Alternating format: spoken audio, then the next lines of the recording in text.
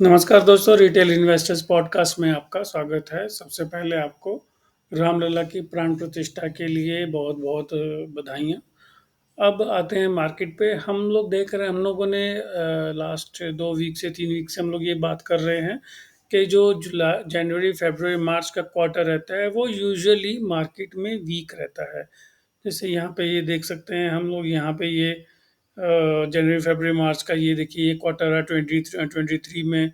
और उसके बाद यहाँ पे ये एरिया रहा आपका 22 में। ऐसे ही पहले भी प्रेसिडेंट्स रहे हैं, और स्पेशली जब यूएस में इलेक्शन ईयर होता है, जैसे कि ये 24 है, उसमें ये काफ़ी बार देखा गया है कि जो पहला क्वार्टर रहता है वो नेगेटिव ही रहता है। तो अब हमें इस पे क्या करना चाहिए? अभी एक सिंपल सी बात है कि यहाँ पे 26 अक्टूबर को जो अप मूव शुरू हुआ, अब देखिए यहाँ पे दोबारा से वो उसी ट्रेंड लाइन को रीटेस्ट कर रहा है। जो अगर हम लोग निफ्टी देखते हैं, उसको दोबारा रीटेस्ट कर रहा है। तो अगर यहाँ पे ये वाली ट्रेंड लाइन ब्रेक करती है, अगर 1-2 दिन में या आने वाले ये जो वीक है, ये 3 दिन में ब्रेक करती है, तो हम लोगों को ये मान लेना चाहिए कि ये जो पूरा ट्रेंड था, ये अब फिनिश हो गया है और एक अभी नए निफ्टी एक नए अपमूव के लिए चल रहा है। तो अब ये कब मानेंगे कि ये वाला ट्रेंड अभी कंटिन्यू कर रहा है? पहले उस केस पे देखते हैं। एक और ट्रेंड लाइन, एक पैरेलल चैनल चल रहा था, उसको तोड़ के निफ्टी नीचे आया है। सीधी-सी बात है, एकदम सिंपल है कि यहाँ पे ये एक लेवल है 21,830 का। अगर ये आने वाले 3 दिन में निफ्टी ये 21,800 830 का लेवल तोड़ के ये वाले चैनल में घुस जाता है और ऊपर को चलना शुरू करता है, तब हम ये समझेंगे कि ये जो ट्रेंड था, ये पूरा अभी भी इंटैक्ट है और मार्केट एक नया हाई बनाएगा। ठीक है? और अगर ये ट्रेंड तोड़ के अब नीचे को चलना शुरू होता है, तो ये समझ लें कि ये अब मार्केट, ये वाला जो ट्रेंड था पिछले 3 महीने पुराना, वो फिनिश हो गया है। अब एक नया ट्रेंड चालू होगा। अब ये हम लोग दोनों सिनेरियो डिस्कस कर लेते हैं कि अब दोनों केसेस में क्या होगा।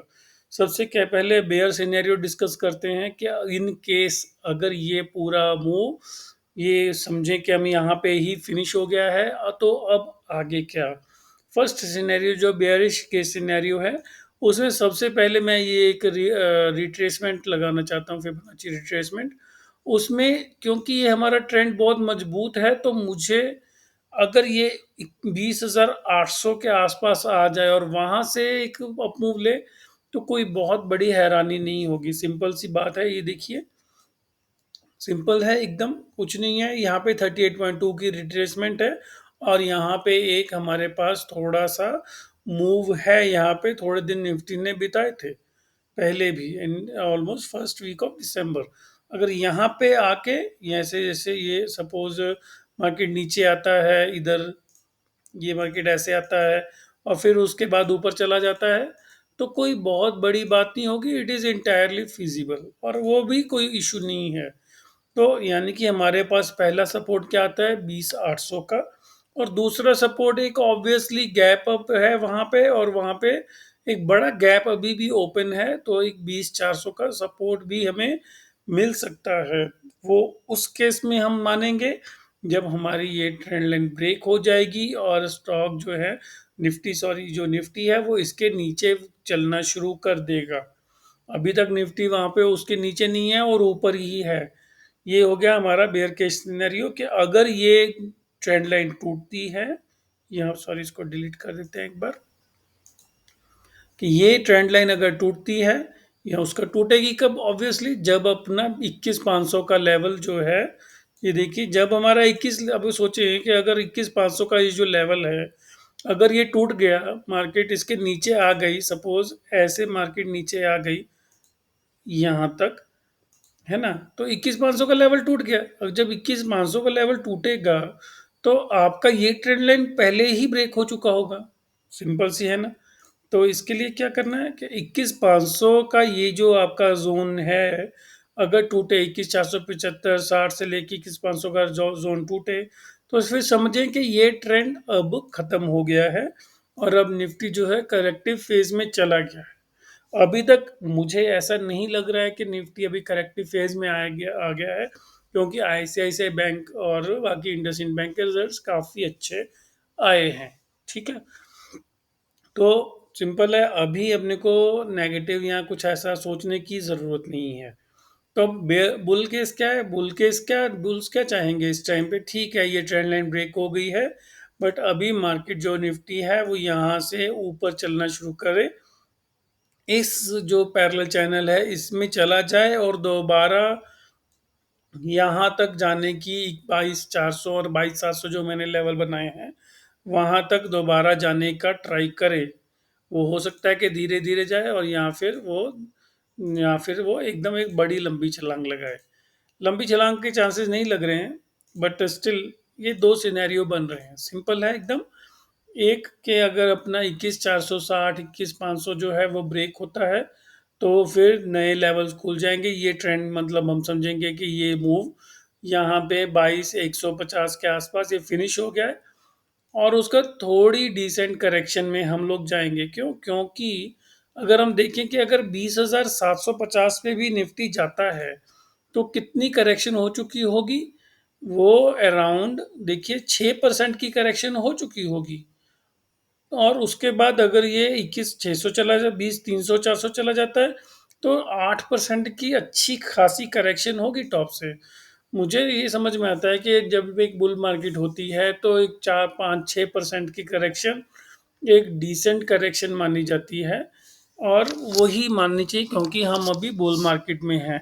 आई नो बहुत सारे लोग काफ़ी बड़ी बेयरिश हैं, और जो अभी से ही ऑलरेडी ये 19,000 के ये वाले एरिया के दोबारा टारगेट आने शुरू हो गए हैं, कि निफ्टी दोबारा यहाँ पे टच करने आएगा, नहीं तो एटलीस्ट 20,300 या 20,000 तो टच कर ही लेगा।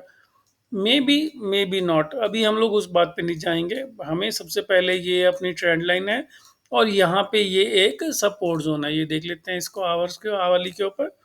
और इसको इधर पे फिक्स कर देते हैं ताकि हमें अच्छे से दिखे। सिंपल सा ही है, कुछ ज़्यादा है नहीं।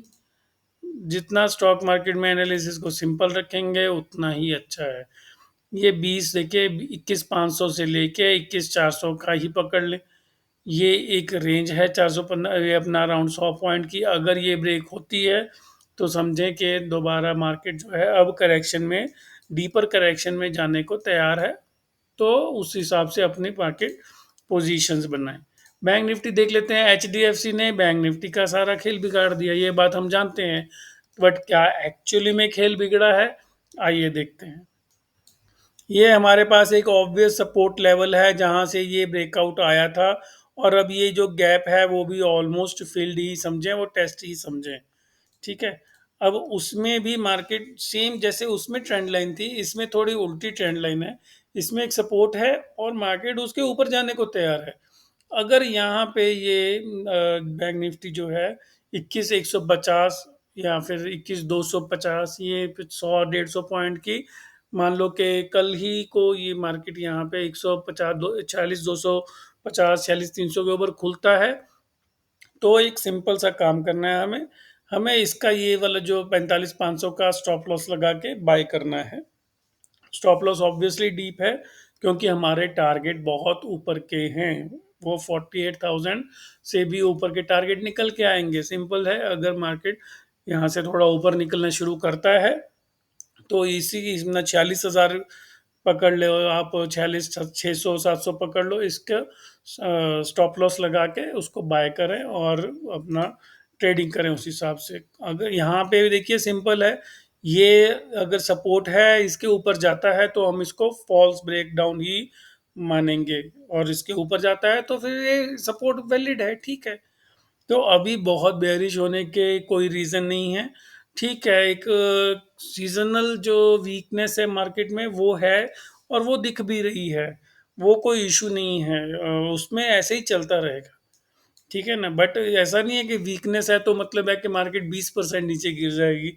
मैं ऐसा नहीं मानता, और ऐसा आई डोंट थिंक होने वाला है कि यहाँ पे और काफ़ी डीप टारगेट्स आ जाएं। इट्स मुझे अभी वो होता दिखता नहीं है। जब आएगा तो ऑब्वियसली वैसे ही ट्रेड लेंगे, तो अभी से वैसा अपना इतना बेरिश बायस बना के ना चलें। कि ऐसा ना सोचे कि मैं अपना जो पूरा पैसा है वो 19,000 पे ही डालूँगा। टुकड़ों में पैसा डालें या फिर जैसा भी आपको ट्रेड लेना उसी हिसाब से लें। ये रही अपनी निफ्टी एंड बैंक निफ्टी की बात। 2 ट्रेड एकदम सीधे से हैं। सपोर्ट लाइन के ऊपर मार्केट है, सपोर्ट लाइन के ऊपर से रिवर्सल देने का शुरू करती है तो ऑब्वियसली एक लॉन्ग ट्रेड ही बनता है। डाउ जोन्स देख लेते हैं। अब डाउ जोन्स भी देखिए सिमिलर है आज की डेट में। एक एक कंसोलिडेशन में था कुछ दिन की, महीनों की, अब वहां से निकल रहा है। तो इसमें क्या बड़ी बात है? तो अभी जब तक अब ये ट्रेंड लाइन जो है यानी कि 37,850 का जब तक लेवल ब्रोकन नहीं है और मान लो कि यहाँ से एक दो दिन और रह के और ऊपर जाना शुरू करता है तो ऑब्वियसली इसको ब्रेकआउट ही माना जाना चाहिए। ठीक है। तो और इसके साथ में डबल हम लोग निफ्टी स्मॉल कैप देख लेते हैं। वो भी ऑब्वियसली अब मंडे को और ट्यूसडे को न्यू हाई बनाएगा। तो जब तक ये निफ्टी बैंक, ये जो स्मॉल कैप है, निफ्टी मिड कैप है, ये अगर अपना न्यू हाई बना रहे हैं तो इसमें कुछ भी सोचने की ज़रूरत नहीं है।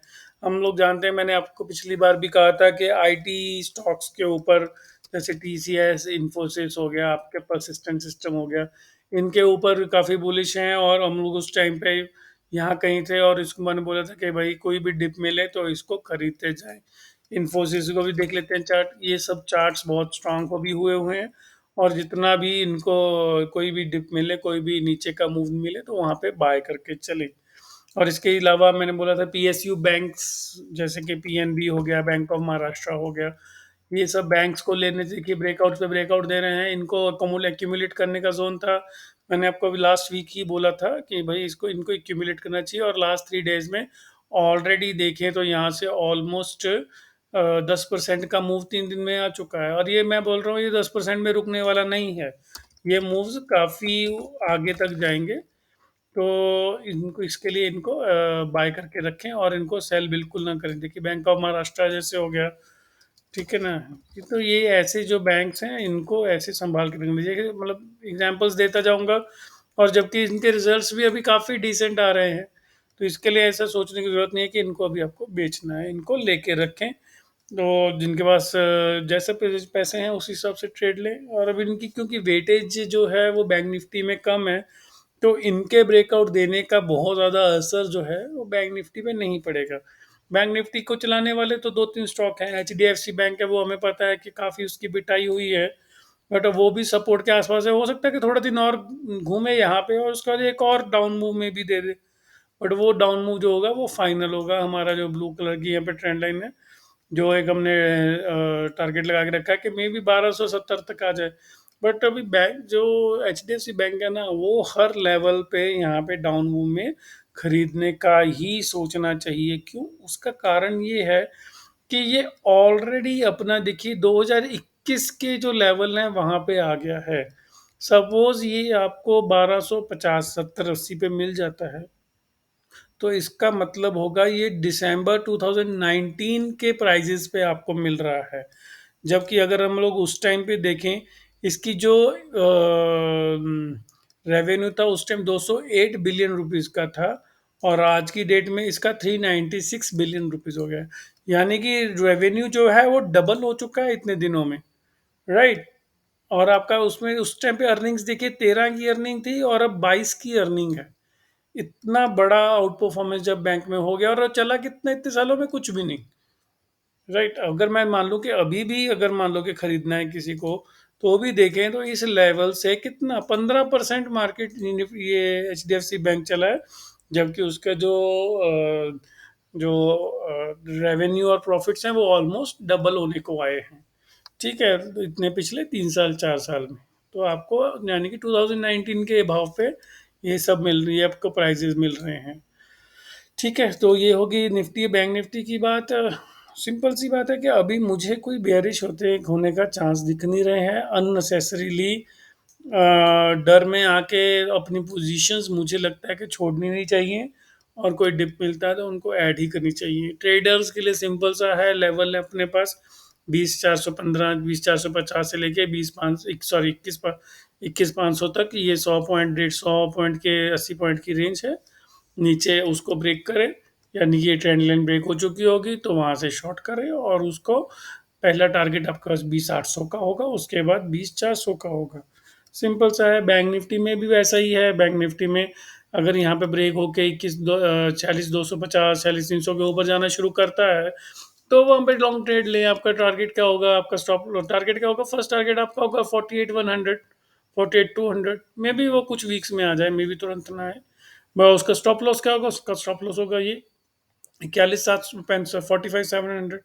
सिंपल सा स्टॉप लॉस होगा, इसमें ज़्यादा कुछ सोचने की बात नहीं है।